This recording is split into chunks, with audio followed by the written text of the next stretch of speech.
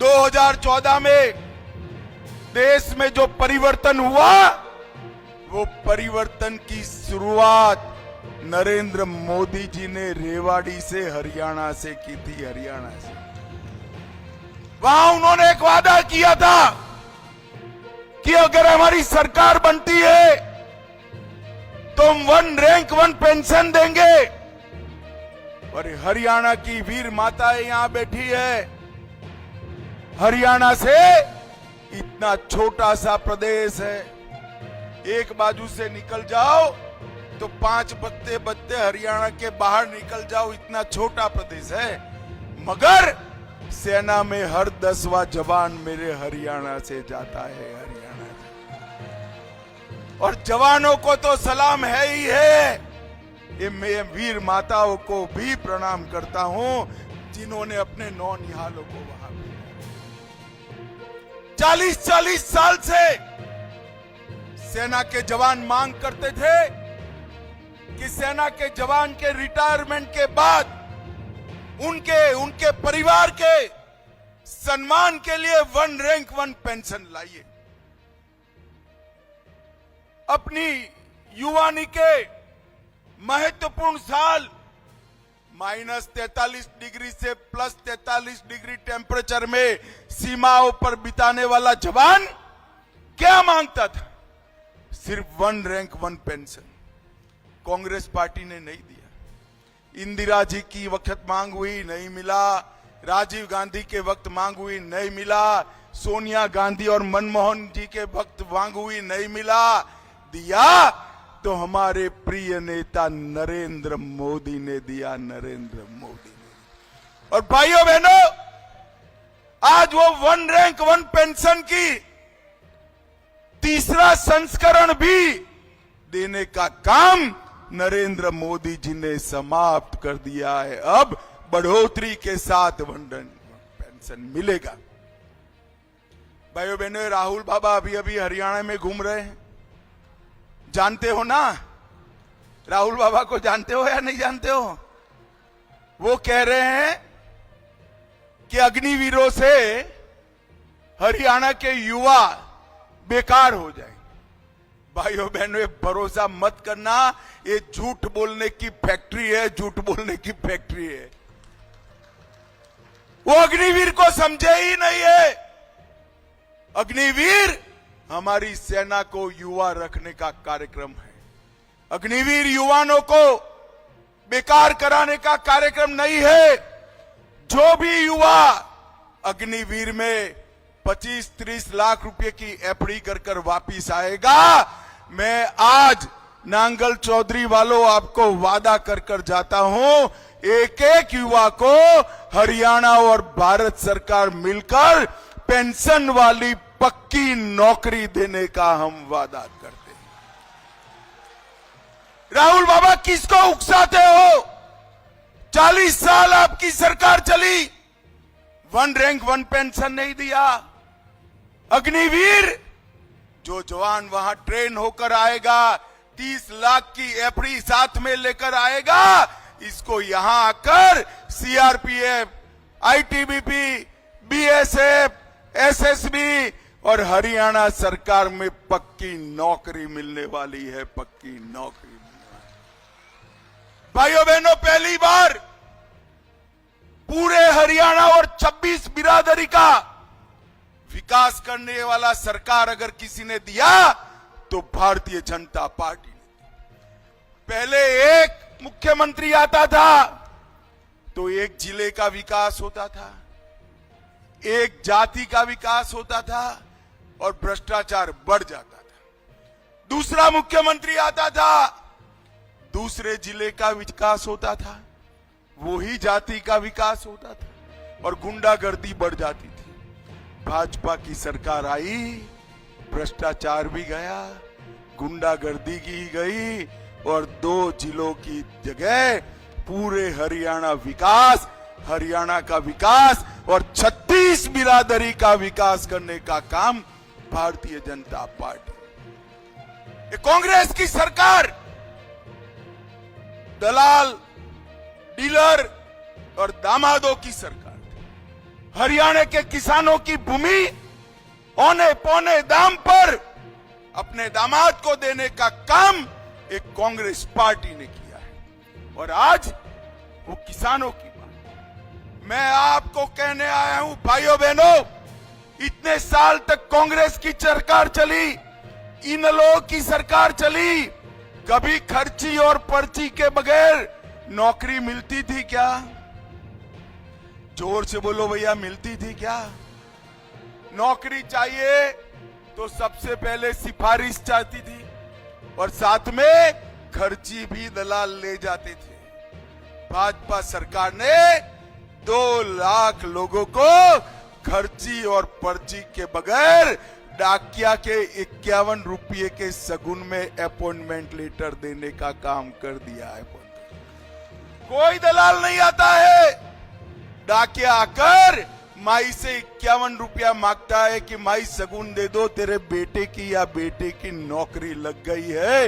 ये हमने भारतीय जनता पार्टी ने कर दिखा है। एक और कांग्रेस के 10 साल, परिवार दामाद कल्याण के 10 साल और हमारे 10 साल बिना खर्ची पर्ची युवाओं के विकास के 10 साल। एक और कांग्रेस के 10 साल, लूट के 10 साल, दूसरी ओर हमारे 10 साल सुशासन के 10 साल। एक और कांग्रेस के 10 साल, पिछड़ों और दलितों के अपमान के 10 साल, हमारे 10 साल 36 बिरादरी के विकास के 10। ये दोनों के बीच में आपको निर्णय करना है। और इससे बड़ी बात है, अभी जम्मू कश्मीर में चुनाव हो रहा है, राहुल बाबा यहां की जगह, यहां की तरह वहां पर भी घूम रहे।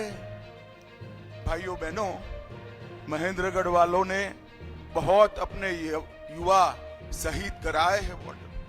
मुझे बताओ, ये कश्मीर भारत का है या नहीं है? अरे जोर से बोलो, है या नहीं है? धारा 370 जानी चाहिए थी या नहीं जानी चाहिए थी? ये राहुल बाबा यहां पर तो नहीं बोलते हैं, ये वीर माताओं से डरते हैं। कश्मीर में जाकर बोलते हैं हम धारा 370 को वापिस ले आए। कश्मीर में आज हमारा तिरंगा शान से भर रहा है। वो कहते हैं हम कश्मीर का झंडा वापिस लेकर आएंगे। राहुल बाबा, ये जमाना गया आपके नानी और दादा का, अब भाजपा का राज है। आप तो क्या, आपकी 3 पीढ़ी भी 370 वापिस नहीं ला सकती। भाइयों बहनों, कांग्रेस पार्टी ने देश में नक्सलवाद और आतंकवाद का पोषण किया तुष्टीकरण की राजनीति के कारण, और आज दिन आया है कि मोदी जी ने आतंकवाद को 200 गज नीचे जमीन में दफनाने का काम कर दिया है। एक जमाना था पाकिस्तान वाले आए दिन बम धमाके कर चले जाते थे। किसी को अच्छा लगता था? भाई बताओ, अच्छा लगता था? कोई जवाब नहीं देते थे। मनमोहन सिंह चुप्पी साध लेते थे, सोनिया जी विदेश चली जाती थी और जवान मर रहे थे, लोग मर रहे थे। मोदी जी की सरकार आई, पाकिस्तान ने उरी और पुलवामा में हमला किया। 10 ही दिन में पाकिस्तान के घर में घुसकर आतंकवादियों के चिथड़े उड़ाने का काम मोदी। भाइयों बहनों, ये भारत को बदलने का काम नरेंद्र मोदी जी ने किया। नरेंद्र मोदी जी ने दुनिया भर में एक संदेश भेजा कि भारत की सीमा और भारत की सेना, इसके सामने नजर उठाकर नहीं देखा जाता, वरना सहन करना पड़ता है, जवाब मिलता है, जवाब मिलता है। भाइयों बहनों, हमारे यहां एक गुजरात में कहावत है, एक अनार और 100 बीमार। कांग्रेस की स्थिति भी ऐसी है। हुड्डा साहब कहते हैं मैं मुख्यमंत्री बनूंगा। अब उनके युवराज भी तैयार हुए, कहते हैं पिताजी आपकी उम्र हो गई, मुझे बनने दो। कुमारी शैलजा तैयार हो गई है और बहन जी के कैंप से, प्रियंका दीदी के कैंप से वो रणदीप सुरजेवाल भी तैयार हो गए। न जाने कितने कितने घूमते हैं। मैं आज उनको एक नसीहत देने आया हूं, भैया काहे को झगड़ रहे हो? ना आपका बहुमत आना है, ना आपका मुख्यमंत्री बनना है। मुख्यमंत्री भारतीय जनता पार्टी का बनना है। भैंस तो अभी गांव के बाहर है और यहां मक्खन के लिए झगड़ा कर रहे हैं। भाई भैंस भी नहीं आई है और मक्खन के लिए काहे झगड़ा करते हो? भाइयों बहनों, मोदी जी ने इस देश के 60 करोड़ लोगों का, गरीबों का कल्याण करने का काम, हरियाणा के हर घर में गैस का सिलेंडर पहुंचाया, पीने का पानी पहुंचाया, शौचालय पहुंचाया, बिजली पहुंचाई, गरीबों को 5 किलो अनाज मुफ्त में दिया, 5 लाख तक का इलाज मुफ्त में किया। और मैं आज कहकर जाता हूं माताओं, आपको ये गैस का सिलेंडर आया है ना, दाम जितना बढ़ना है इतना बढ़ने दो। 500 रुपये में गैस का सिलेंडर आपको भाजपा की सरकार देगी। और मैं आज कहकर जाता हूं माताओं बहनों, कमल फूल की सरकार बना दो। 2100 रुपये का चेक हर पहली तारीख को मोदी जी आपके बैंक अकाउंट में भेज देंगे।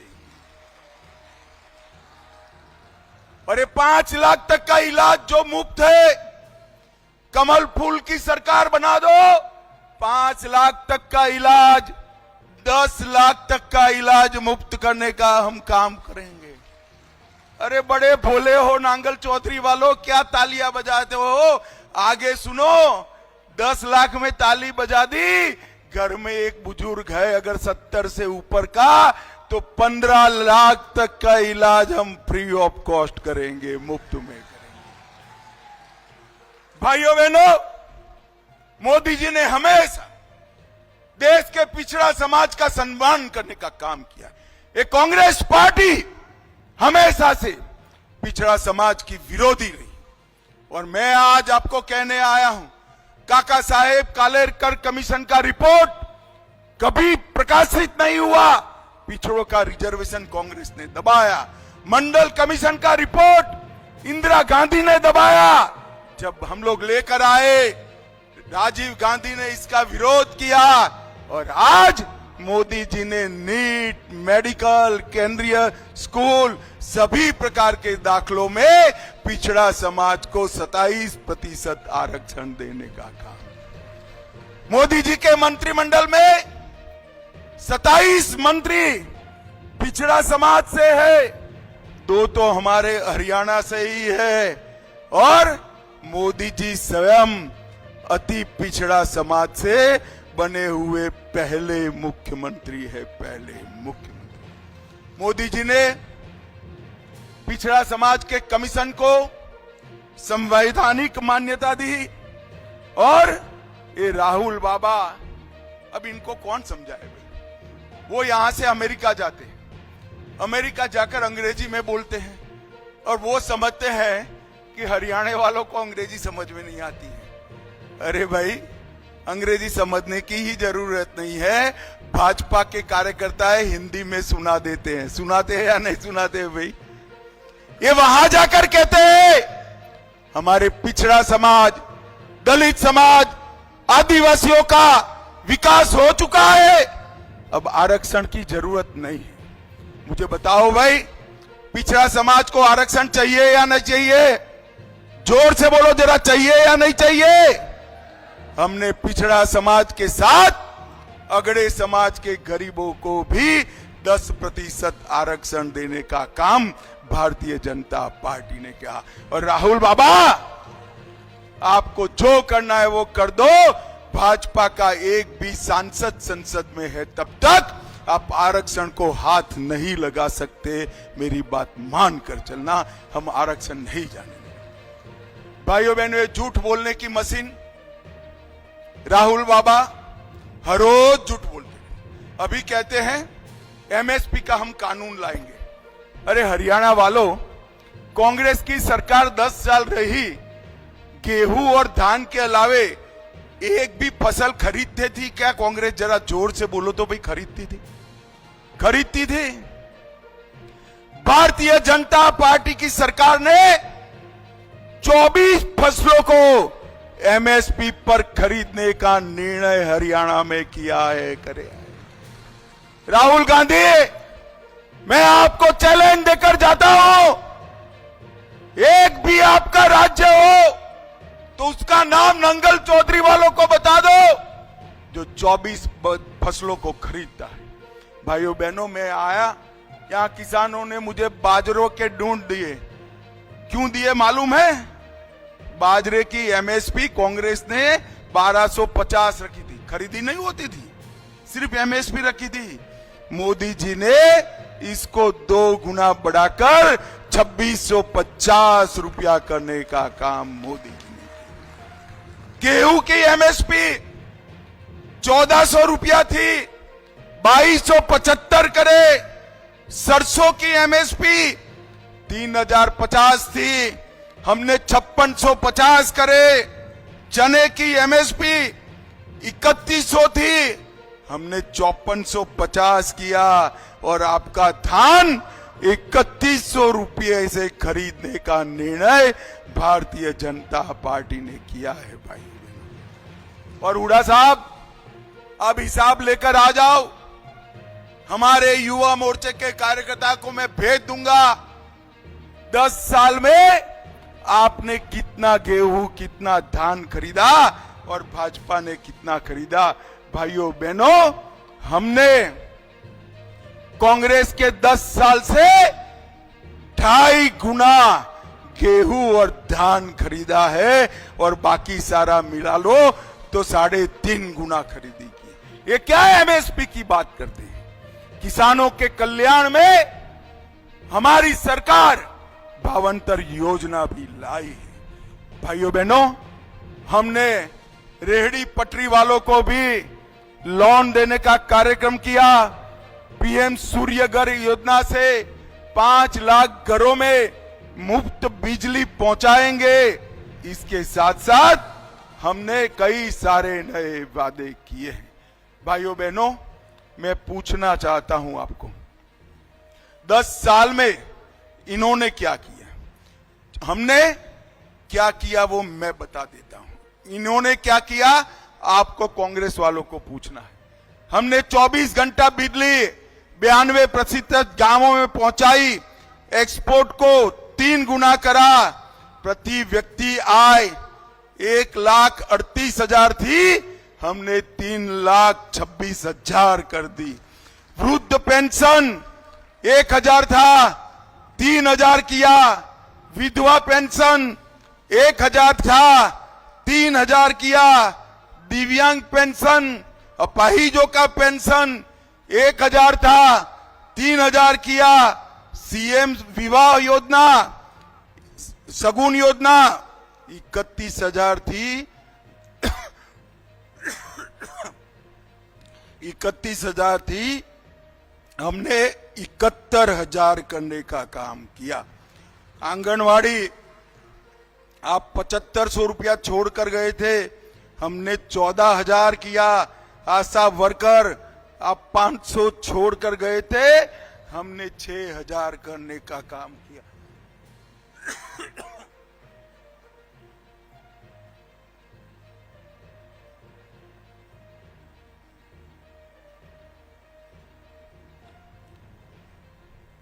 भाइयों बहनों, विकास के मामले में कांग्रेस का नाम शून्य है। हमने 93,000 किसानों को मेरा ब्यौरा मेरी योजना में हमने ले लिया और हर किसान को मोदी जी 6,000 रुपया भेजते हैं। कमल फूल की सरकार बना दो, अब 6,000 की जगह 10,000 रुपया भेजने का काम भाजपा करेगी। 25 मंडियों में अटल किसान मजदूर कैंटीन शुरू की। रेवाड़ी, महेंद्रगढ़, माधोगढ़, नानरोल हेरिटेज सर्किट बनाकर हमने टूरिज्म बढ़ाया। महेंद्रगढ़ किले के विकास के लिए 30 करोड़ रुपया दिया, नारनौल में 5800 करोड़ से और महेंद्रगढ़ में 866 एकड़ में बड़ा लॉजिस्टिक पार्क हम बना रहे हैं और महेंद्रगढ़ में 15 खेल नर्सरियां बनाने का काम हमने किया। हम आने वाले दिनों में महेंद्रगढ़ में ग्रीन हाइड्रोजन का एक बड़ा हब बनाने वाले हैं। जोर से ताली बजाना। एक नया मेडिकल कॉलेज भी महेंद्रगढ़ में खोलेंगे। स्किल डेवलपमेंट के लिए विश्वकर्मा महाविद्यालय बनाएंगे। ओलंपिक के लिए टैलेंट सर्च का बड़ा सेंटर बनाएंगे। एक अत्याधुनिक सभागार 3500 सीट वाला महेंद्रगढ़ में बनाएंगे। हर माता बहन को 2100 रुपये का चेक हर साल हर महीने दिया जाएगा। 24 फसलों को हम न्यूनतम समर्थन मूल्य पर खरीदेंगे। 5 लाख युवाओं को बिना खर्ची बिना पर्ची नौकरी देने का काम होगा। 5 लाख गरीबों को आवास मिलेगा। डायलिसिस और डायग्नोसिस फ्री ऑफ कॉस्ट करेंगे। हर एक माता को 500 रुपये में गैस का सिलेंडर देने का काम भी भारतीय जनता पार्टी की सरकार करेगी। अग्निवीर को 100% नौकरी देंगे और ओबीसी वर्ग के बच्चों को 25 लाख तक की लोन जो चाहिए इसका गारंटी हरियाणा का मुख्यमंत्री बनेगा। आपको गारंटर बनने की जरूरत नहीं। भाइयों बहनों, मैं आया हूं तब आपको बताने जा रहा। हमारा ये दोनों सीटों पर विजय एक बार सुनिश्चित कर दीजिए। ये कांग्रेस पार्टी ने जात पात में, परिवारवाद में, भ्रष्टाचार में, भाई भतीजावाद में हरियाणा को बर्बाद और बदनाम करने का काम किया। हम हरियाणा को बहुत आगे ले गए हैं, मगर हरियाणा को देश का नंबर 1 राज्य बनाने का काम करेंगे। नंबर 1 राज्य बनाने। भाइयों बहनों, हम इस चुनाव में सरकार निश्चित बनाना चाहते हैं, मगर मैं आज कहकर जाता हूं, नंगल चौधरी वाले हमारे प्रति आगे आइए। यादव साहब, आप यादव साहब को विधायक बना दो। यादव साहब को बड़ा आदमी बनाने का काम मैं करूंगा, भरोसा रखिएगा भाई।